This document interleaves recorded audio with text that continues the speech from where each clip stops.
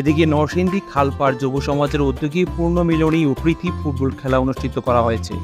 18 April শুক্রবার Narsingdi index প্লাজার স্পন্সরে বিকাল 4 ঘটিকায় নরসিংদী সরকারি কলেজ মাঠে খালপাড় যুব সমাজের আয়োজনে লাল দল বনাম সাদা দলের মধ্যে প্রীতি ফুটবল খেলা অনুষ্ঠিত করা হয়। লাল দলের অধিনায়ক নরসিংদী পৌরসভার 3 নং ওয়ার্ড আওয়ামী লীগের সাধারণ সম্পাদক গৌরব সরকারের নেতৃত্বে ও সাদা দলের অধিনায়ক মনির মিয়ার নেতৃত্বে 11 জন করে মোট 22 জন খেলোয়াড় যোগে 60 মিনিটের খেলাটি অনুষ্ঠিত হয়। প্রীতি ফুটবল ম্যাচটি উভয় দলের খেলোয়াড় ভালো খেলায় খেলাটি টাই ব্রেকারে করায়।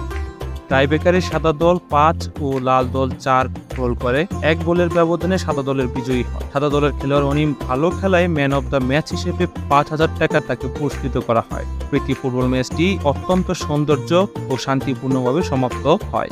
পরে এই প্রীতি ফুটবল ম্যাচের আয়োজনে রাতে বিশাল প্রীতি ভোজের আয়োজন করা হয়।